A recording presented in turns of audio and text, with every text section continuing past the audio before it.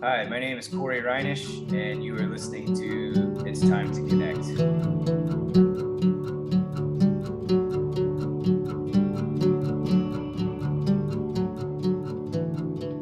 Cory Reinisch. Hey man, how are you doing? I'm doing good, John. Thank you for having me. Yeah. I know we've kind of played phone tag or Zoom tag, as it were, but I'm really glad to finally be joining you. Look, you got a beer. You're already doing better than myself. So Yeah. I'm kind of settling in for the evening. Yeah, man, I really appreciate you doing this. Yeah, we have had a little bit of a struggle, but that's life these days. Glad I finally got you on here. I know one of the things that delayed us is you've been real busy working on a new record. Yeah. that's correct. Yeah, we're actually, Tell us a little bit about that. yeah, it's a record called "As the Sparks Fly Upwards," which is taken from the Bible. That's from the book of Job 5:7. I think it's a pretty good summation of the human condition in a few short sentences. But anyway, it's been a long time coming, and it's good timing that we're talking about this because I was in the studio yesterday and we finished the last song, so we're done. Yeah. Well, congratulations. That's great. When do you hope that it'll hit the streets? We're trying to figure that out, actually. We're playing a little game of thread the needle with a couple of factors. Our bandmates, Anna and Mike, are married and they're expecting a child in August. So we want to let them get situated with their parenting and get their feet underneath them before we really do anything crazy. So I think the initial plan was to have it out in October or November, but it's looking more likely that we'll go ahead and wait till the new year. The last full length we released was in January, so there's something, about kind of keeping with that trend. So the And new that year goes all might be where it is. that goes all the way back to 2016, right? Rival That's was, right. man, that's Yeah, it's a long time in between records. It's good you're it putting one is. out. Now you did have a couple singles I saw, 2019 and 2020. In fact, let's have a quick conversation about that. What do you think about the future of the LP, man? I don't want to let it go. I'm old enough to remember the days when I would ponder over which record I was going to buy. It was always a big decision, and you went to the record store and you plunked down your $5 or whatever it was, and you came home and you put the album on the turntable. You actually had to lift the needle up. It's very much a participatory thing. And then you sat there, man. I did anyway, with headphones, just consuming that album jacket, reading every word, and when it was done, flipping it over and doing it again. And those days obviously are gone for most people. Some of us are still really into vinyl, and it's really cool to see a resurgence in vinyl.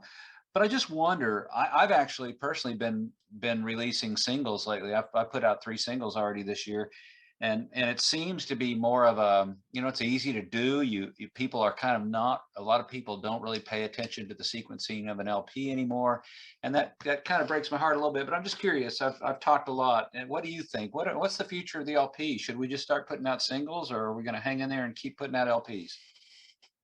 Well, first of all, I side with you in that. I have a certain nostalgia for that as well. I mean, I we may get into this later, but I work at Waterloo Records, so, and I have for the past 6 years. So the long play format is something that's near and dear to my heart.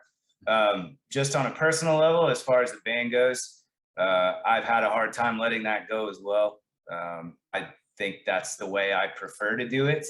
Mhm. I think the way we're going to approach this is to release a few singles up to the release of the full length, and that way it'll kind of satiate some of that desire to get some things out and build up some momentum before the full release. But I'm totally with you. I can't let go for whatever reason. And it may even be to our detriment, but Mhm.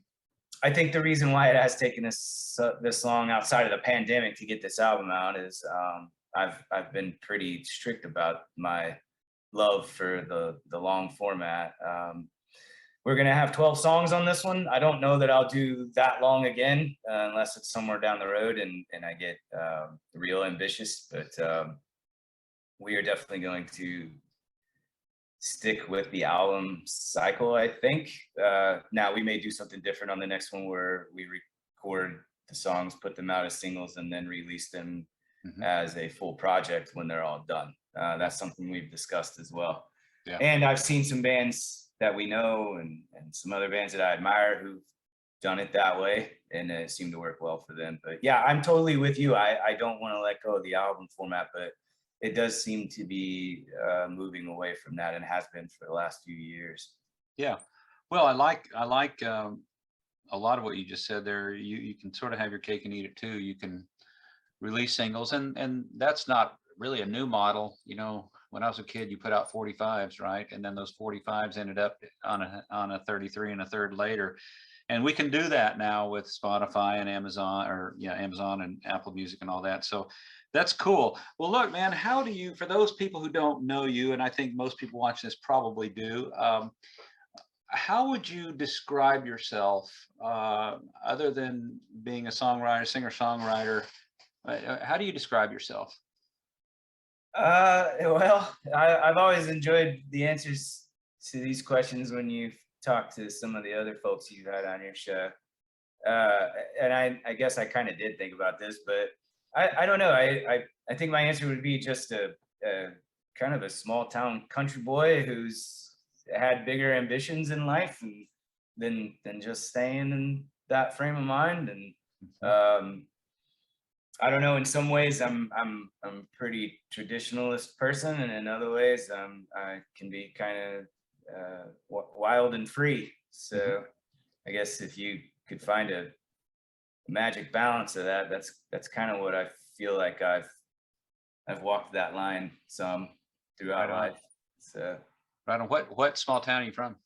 I'm from Brady, Texas. It's right up the road, about 2.5 hours. Is it hours. West of you guys? It's northwest. Northwest, yeah.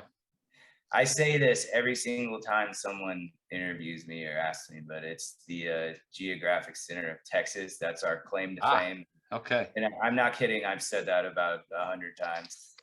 But that's a good way to frame where I'm from. So yeah. What kind of passions do you have outside of music? Or is that I mean, it's so easy to be all consumed with music, I know, and you work in a record store and play in a band, and I know it's really important to you, of course, but do you have other passions as well?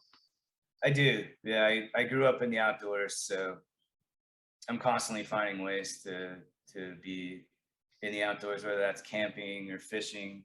I grew up hunting with my father and my uncles when I was a kid. I don't do a whole lot of that anymore, but the outdoors is definitely a calling that I have. So I try to stay outside as much as possible. Right now, it's kind of tough with the weather the way it is. But it is. For those of you listening to this who are not in Texas, we're in a string of over 100-degree weather every day and no rain. It's so dry. It's really hard to be outside. But yeah, that's cool. You got a lot of good nature around Austin. Have you been out to Big Bend much? I have. We've actually, fortunately, music has taken me out there. We've played Viva Big Bend, the festival that's in the Terlingua and Marfa and Alpine area. Right on. A couple of times, and I've also had friends who own plots of land out there, and we've gone to play shows multiple times. In fact, I'd say the last 5 to 6 times I've been out there was to play a show. That was our purpose. So Cool. I love it out there. Absolutely. That's great. I actually got a couple of years ago. I got to play the Starlight there in Terlingua. That was a lot of fun. Well, look, let's see. What kind of music did you listen to as a kid? What were some of the stuff, some of the bands, some of the artists who you listened to a lot and kind of influenced you maybe when you were a kid? Well, I grew up in, Central Texas, in a small town, and my uncles are musicians, and they loved Western swing. My mom and dad are also musicians as well. So, but my dad listened to a lot of old cowboy tunes like Sons of the Pioneers and Eddie Arnold and Jimmy Rogers, and then diving into their record collection, they really loved Emmylou Harris. And my dad was a huge Creedence fan, but I think, you know, you and I are bound to talk about this at some point, but my dad was the person who introduced me to Dylan, and you and I have spoken before on our love for Dylan. So that was early in life. My uncles were great. They loved Western swing because they played pedal steel, and I heard a lot of Hank Thompson and Bob Wills, and a lot of that traditional Western swing country that you don't hear a lot of nowadays, and I miss that. But that was definitely early on. And then, you know, of course, when I got into high school, I found I kind of came up in the time when the Seattle scene was breaking, and I never really liked the 80s hair metal bands when I was a kid, but I did find the Replacements, and that spoke to me. So I definitely, you know, found my rock and roll phase, as it were. And then a little later on, when I got into high school, I think the thing that kind of cracked my head wide open and set me on a trajectory was whenever I heard Uncle Tupelo and Old 97s and Lucinda Williams and Whiskey Town. I mean, that sort of changed my world, to be honest with you. So yeah, man, I definitely, in my mind, you're inextricably linked with that, and part of that may be that our friend Peter Blackstock is the one who turned me on to you and to your band. And one thing I admire about you, though, is that a lot of people, I think, latched on to that and were influenced by that, but I doubt they had the kind of the underpinnings you had growing up out in West Texas, listening to those swing bands and stuff. So it was something that I'm sure just really, as a guy who's kind of getting into the whole Seattle grunge scene, but having that as a background, it had to be just really a perfect fit for you. It was. I've thought about that a lot, actually. You know, when Uncle Tupelo broke and I was having my mind exploding at the time, I thought about a lot of those kids that came at that from the other side, from the Black Flag angle, and some of the more punk leanings. Like I didn't have any of that. That didn't reach me, but I definitely had the Carter family side of Uncle Tupelo. And I don't know, whenever, and you know, they weren't the only band, and you know, I always like to say this when it's possible, but Lucinda Williams was doing what Uncle Tupelo was doing a decade before they were doing what they were doing. Kind of melding some of those things together, and not really finding a home for people to either be an audience where she could capitalize on it monetarily, and then just, I don't know how, I don't think the industry knew exactly what to do with her. And I don't think they knew what to do with Uncle Tupelo when they came along either. But yeah, I certainly came from the country side of the alt country. So this may be an unfair question. When I was growing up, there was this thing people would ask you, Beatles or Stones, like you had to pick one, you know, which I always fought that because I loved them both. But I'm going to ask you a similar unfair question. Jeff or Jay? You know, I will have to be honest with you. I would go back and forth at different times in life. I think it's fair to say that the music that I've been able to write and the people I've been able to surround myself with in that pursuit, we probably fall closer to Jay, if I'm being honest with you. However, just as a fan of music, and I do love Jay's stuff quite a bit. He's one of my songwriting heroes, but I admire Jeff Tweedy's adventurous spirit and his ability to, I don't know, he's got that unique quality that so many timeless artists have, where they're not going to be boxed in, and they can make a change and do it very well. And you know, one of the great things I appreciate that about those sorts of people is they don't really care what you think about that. They're gonna do it. So I've always admired that aspect about Jeff Tweedy. I also think he's a little more accessible to just the average fan, if you were going to compare him to Jay. You know, it's funny, we got to open for Sun Bowl last year out in Cedar Park, and I mean, to me, that was a dream come true. Yeah. And I got to talk to Jay Farrar for about 5 minutes, and it was exactly what I thought it was going to be like, but it was pleasant and short. Yeah, I'm sure.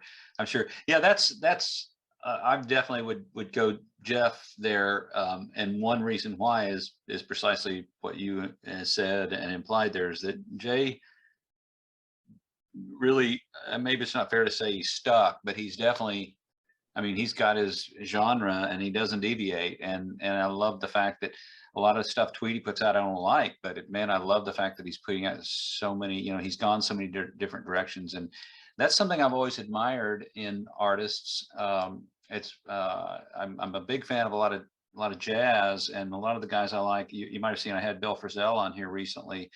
And, you know, when people kind of criticized him for crossing over and not just being a jazz guitarist, you know, he just said, hey, it's all music.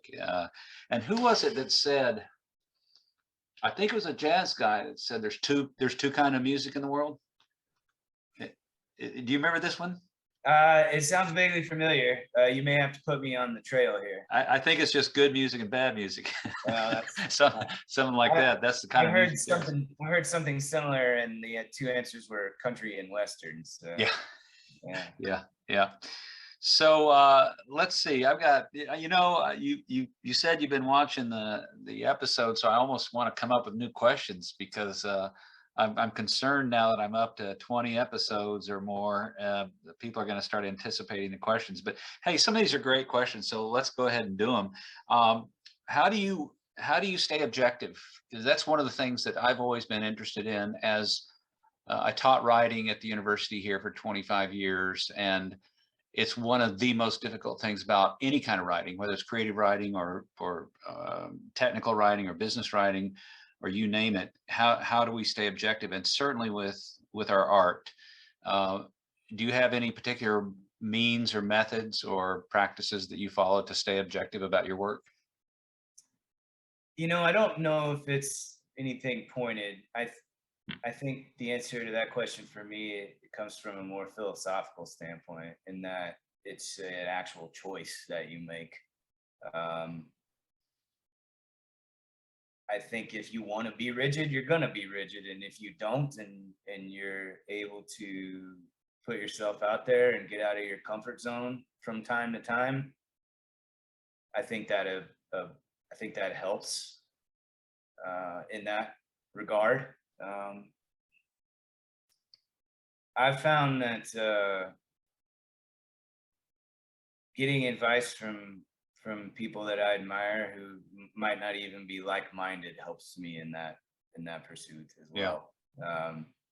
People who are pretty far removed from what I do, but who I admire a lot, and I like to bounce ideas off of them. And I think that's a good way to just kind of frame up where you are and what you're thinking.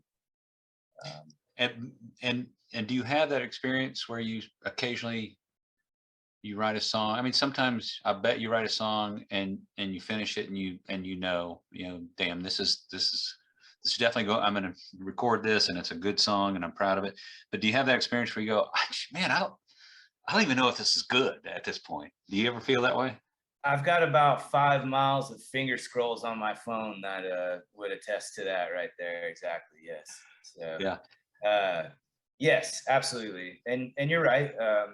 The opposite is true too. Whenever something comes easy, you know, I hate to use that word easy, but when it comes with a fluidity, it typically is something that you like right off the bat. I wish more of that would happen from time to time. Sure. I think we all do.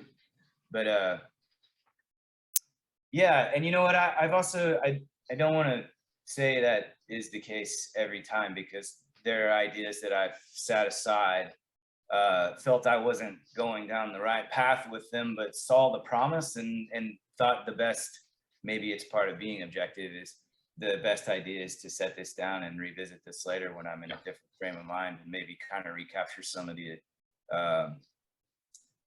initial magic of the idea that I had at first. And that certainly has happened before. So, man, I've got probably 25 of those songs. I've sent a couple of them to you, as a matter of fact. I was kind of hoping we would bring this up. I was wondering if you had gotten any further down the road on that last song you sent me. No, man, I haven't. I've been, it's one of those things where I have that, I may be exaggerating, it's 25, but it's probably at least 10, 12, if not 15, that I think could be good songs, but for some reason I'm at an impasse and can't seem to get anywhere with them. I don't know, maybe I get bored easily or something, but it seems more natural and easier to me to just start writing a new song. And maybe that's one of the reasons I have so many half-baked songs. But let's see, one of the things, I'll bet this is true for you too, one of the ways that I kind of push through that sometimes is to play it live. I've had songs that I thought, okay, this may not be completed, I might tweak it a little bit more, but I think it's pretty much there. And I play it live and I'm like, no.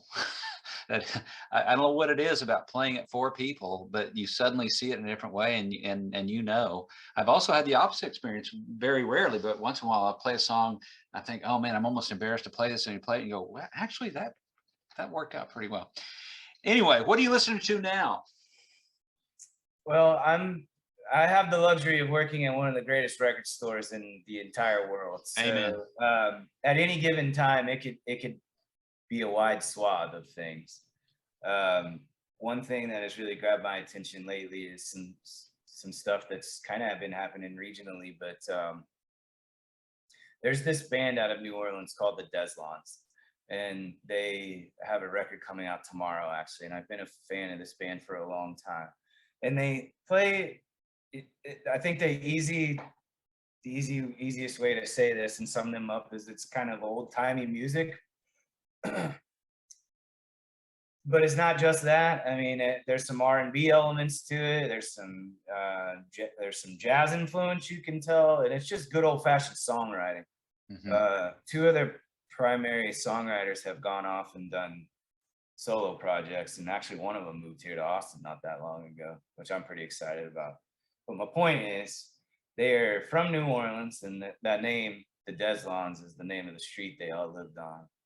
And they were actually the backing band for the gal from Hooray for the Riff Raff. I don't know if you're familiar with her or not, but they have a new record coming out on Friday, tomorrow, that I'm extremely excited about. And John, I actually think they'd be right up your alley too. So I may, when we hop off of here, I may send you some stuff. Yeah, I'll definitely check them out. So here's one of the questions you probably heard before. Real curious about your answer on this. You said you got to open up for Farrar.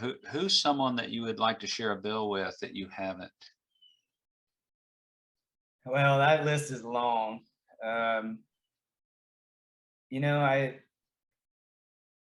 I think the one that would have been a dream come true would have been John Prine.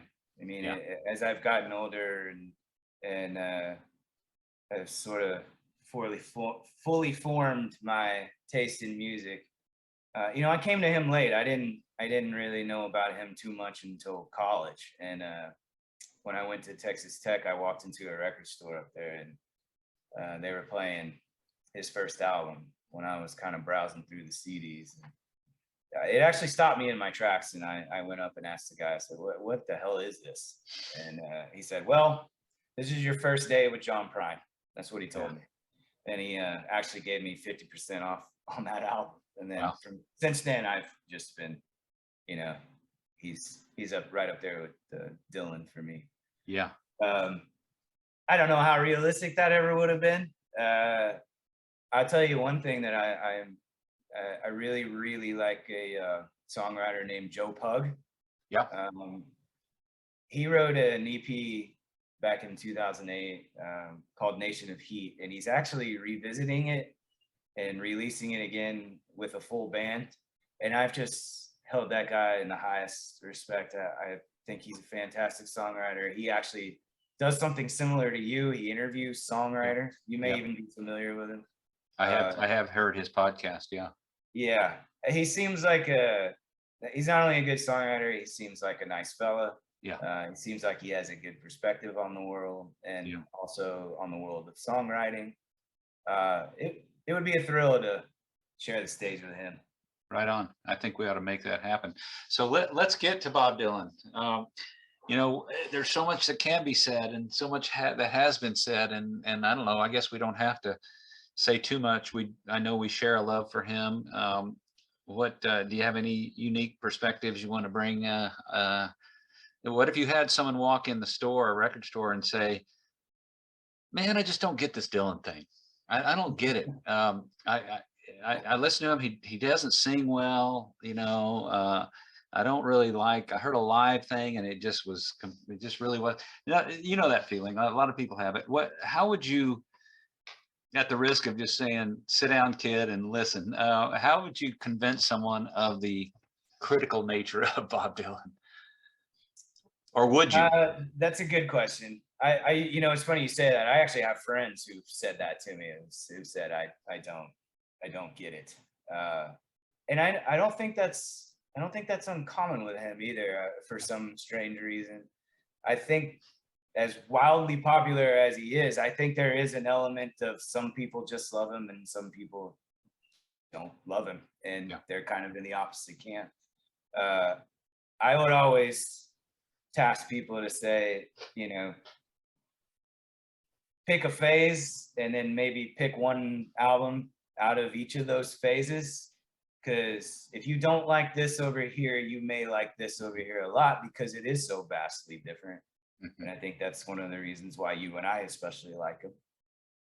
I don't know. It never was a question for me. I mean, whenever I remember the first Dylan song I ever heard was Knocking on Heaven's Door, and it was on the Pat Garrett and Billy the Kid soundtrack. Yeah. And my dad had the cassette, and I used to sit in the car. I used to ask for the keys and turn the keys back when I was a kid and sit there and rewind and play and rewind and play. And even as a child, I remember thinking, he's talking to heaven and he's talking to hell here. And there was something so fascinating about that to me. And doing it so simply and making it seem like he was the cowboy walking down the dirt road that I lived on, doing so. That was fascinating to me. Yeah. If I can't replicate that experience for someone else, right, all I can say is that when the hook is set with him, I think it sets pretty deep. So yeah, that's a great story, man. That's a great story. So how about my question that I'm sure you've heard, which is Bob shows up at your door tonight and says, hey, I've heard you're a songwriter. Play me one of your songs. I don't know if you've seen my most recent episode I released was with Tim Rutilli of Caliphone, and he had a pretty funny answer to that. I should have pressed him, because he said, I'm just not a very good salesman, and I just wouldn't be the kind of guy that said, hey, Bob, listen to this. And I should have backed up and said, no, Bob's pressing you. He wants to hear one of your songs. But anyway, what would you play him? First of all, I want to tell you, I've been a huge Caliphone fan my entire life too. And I did watch that because I am a fan of his songs and his band's songs. He was hilarious to talk to. Yeah, and I think he said something maybe like I would make Bob feel weird, and he would turn around and walk away and never. He wouldn't like me, and he would turn around and walk out. Right. But what song would you play of yours? Would you play for Bob? Oh, I don't know. I'm not sure I have a good answer for that either. Really? I think if you were to press me on it, it would be one of the new ones that we're going to release that no one has really heard outside of my own bandmates. Yeah. And I don't know. I feel like I'm just kind of hitting a stride right now where I'm writing some of the best stuff I've been able to write in my time doing this. And yeah, cool, man. I'm really looking forward to hearing your new record for sure. And the second part of that question, as you probably know, is you play that song for him, and he's impressed. He doesn't leave. He says, "Okay, play me a cover." And let me give you some context on that. I may have said this on another episode, but I may not have this exactly right, but I'm pretty sure it's something Guy Clark used to do to people, especially young songwriters who would come and sit at his feet and want to be influenced by him. And he wasn't always the easiest guy to get along with guys like that. He was pretty tough on them, and he would always say, "Play me your best song," and then he would say, "Okay, now play a cover. What one, you get one shot. What's the cover you're gonna play?" I'm gonna play "Old Country Waltz" by Neil Young. That's my answer. Right on. Yeah. Right on. Neil Young, another big influence on you, I assume. He is. Yeah, he always was. Absolutely. Yeah. Yeah.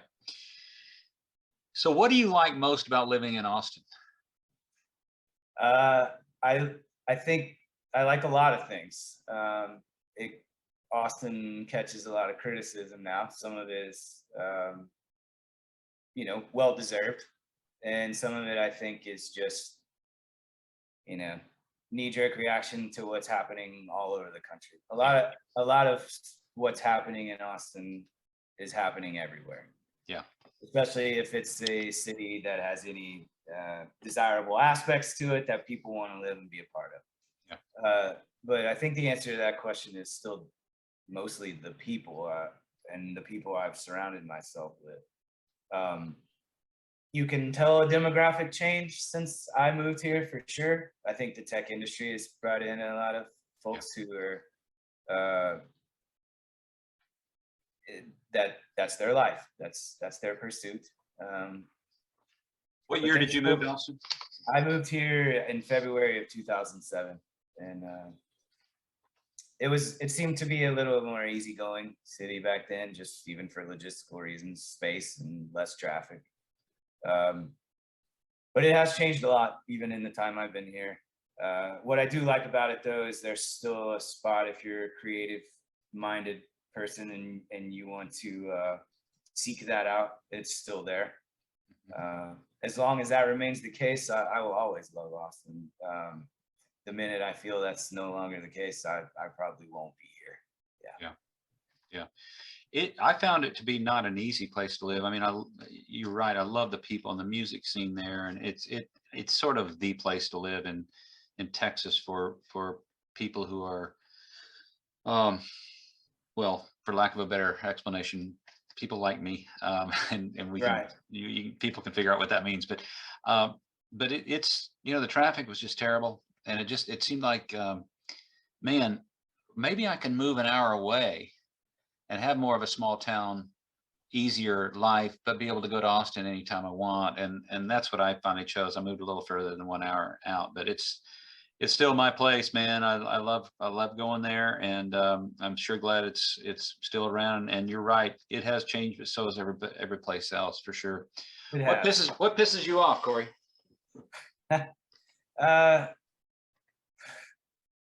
I don't know. I like Tim's answer on this too. What doesn't piss me off? But I consider myself to be a pretty easygoing person. I think the thing that pisses me off has pissed me off more in the last, I don't know, getting close to a decade now. But it's I think the best way to say it is just overtly rude behavior for the sake of behaving that way. Mm-hmm. There's been a sea change in our society, I think, lately, and I don't think I'm saying anything that we don't recognize or feel in our daily lives, but Mm-hmm.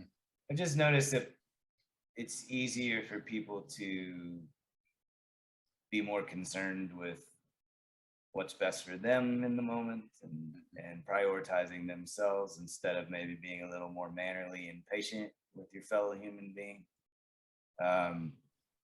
That's really bothered me about our society in recent times. And I certainly hope that changes, because it's frustrating to not just the people who are receiving that kind of treatment, it's frustrating to the people who have to witness that kind of treatment and that behavior. It's just toxic. it's it just toxic kind of for all takes, of us. yeah, it kind of takes the air out of any room. It kind of deflates the joy that might be collectively shared. I think that's something that has really bothered me a lot in the last. Do you have much hope, or is there any way out of this? I mean, one way to look at this is it's just yet another cycle, and as I've said before on this series, those of us who were there in the 60s saw a incredibly divided country and a lot of violence and a lot of mayhem that just seemed a little hopeless at the time, and we came back from that.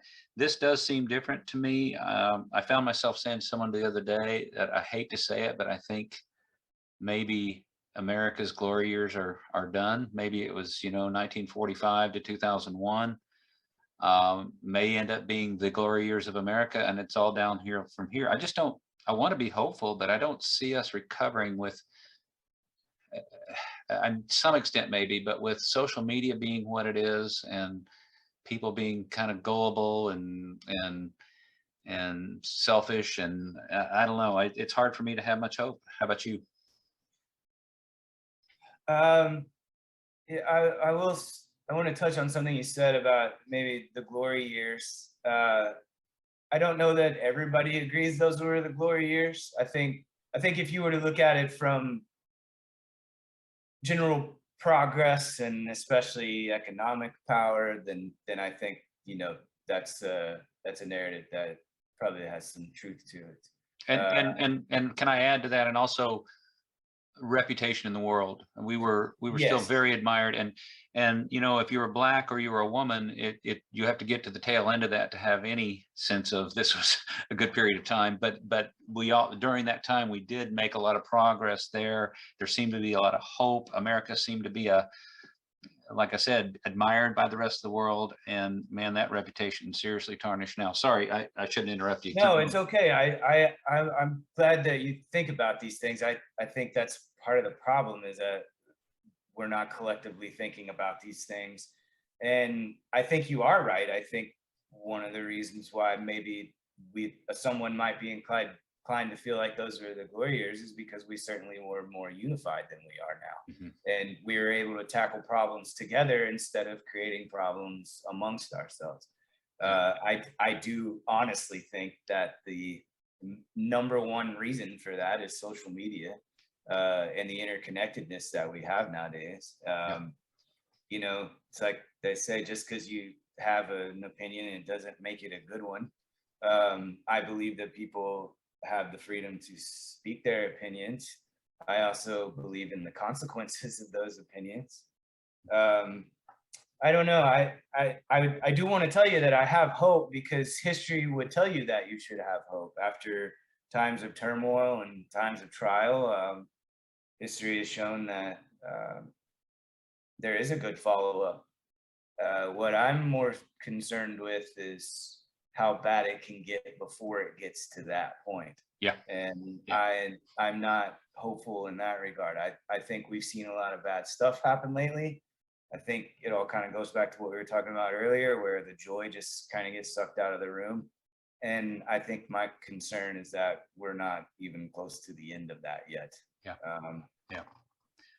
Yeah, man. Part of it might be my age. I hate to turn into my dad, who, kids these days, or when back in my day, I swore I'd never be that guy, but there's something that does happen when you get a little older, and maybe it's a lack of understanding of younger people. It's a little bit of a, not that I have one foot in the grave, but you kind of feel like I'm at the tail end of things anyway. And it's difficult to remain hopeful, but thank you for that.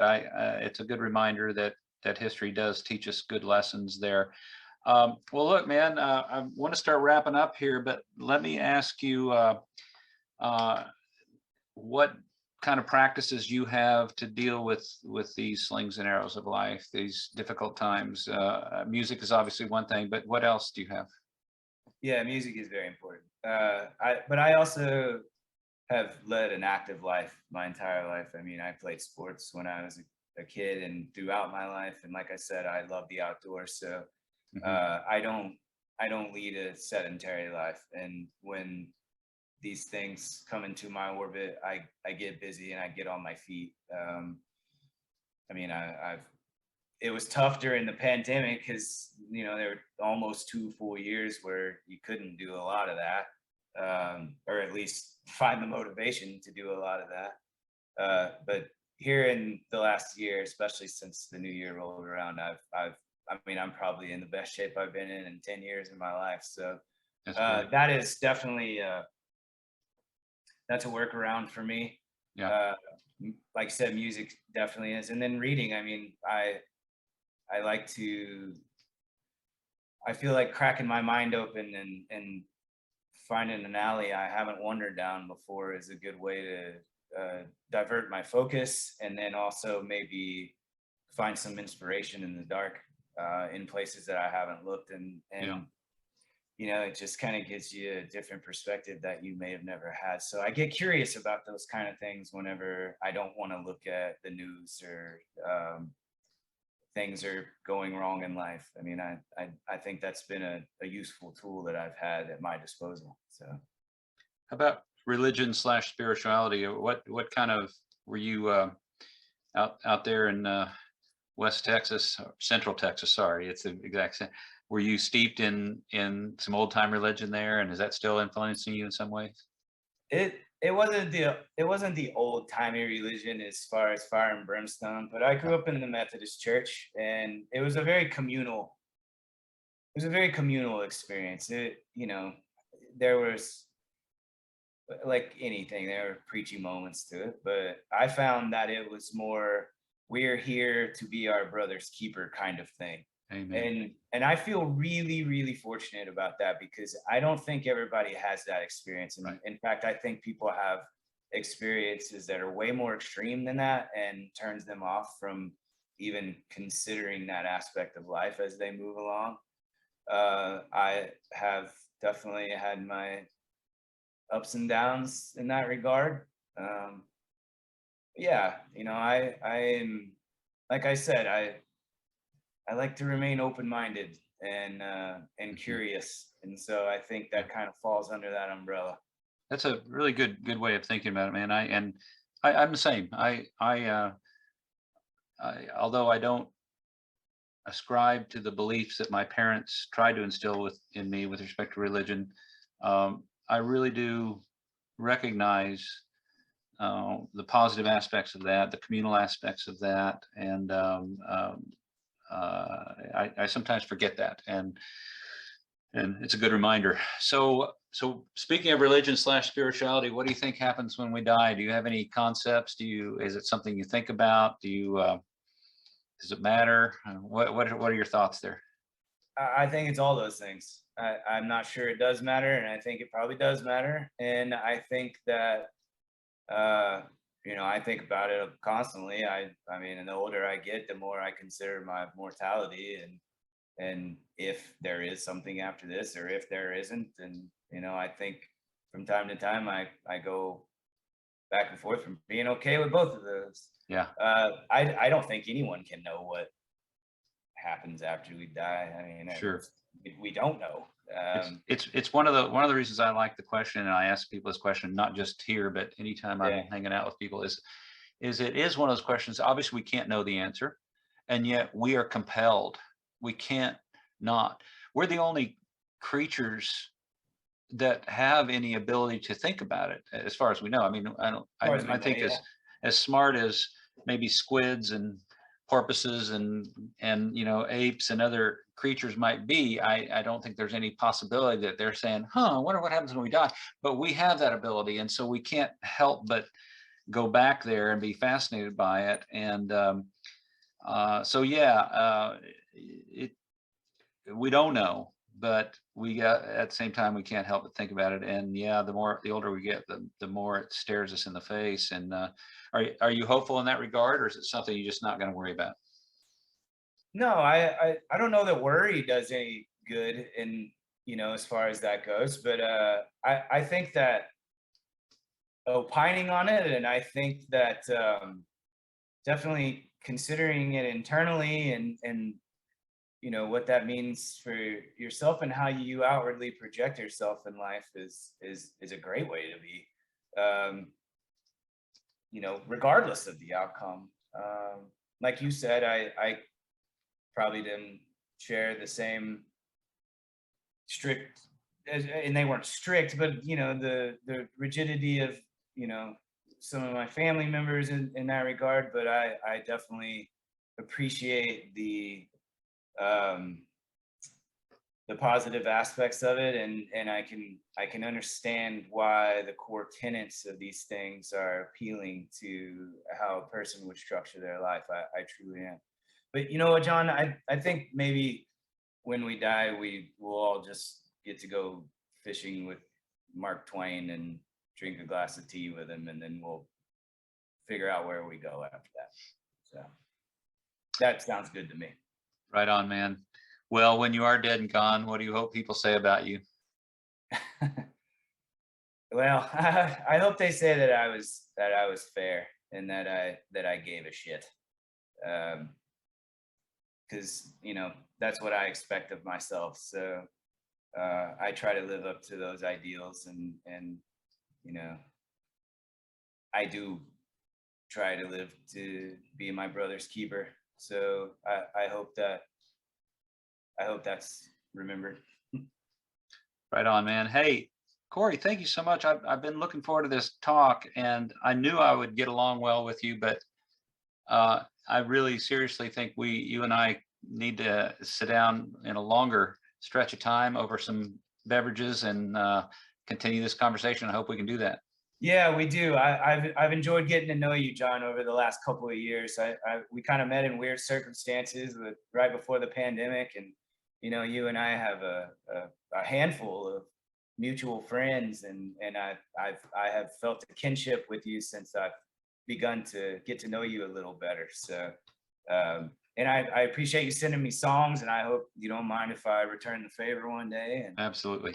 Yeah, I can't thank you enough for having me on, and applaud you for the people you've had on. You've really done a great job with that. Man, thank you so much. Really appreciate it. And I say to everyone, hope to see you down the road, but I know that that's not always realistic, but I know I'll be seeing you down the road. Yeah, absolutely. It's good to see you, John. All right, man. Take care.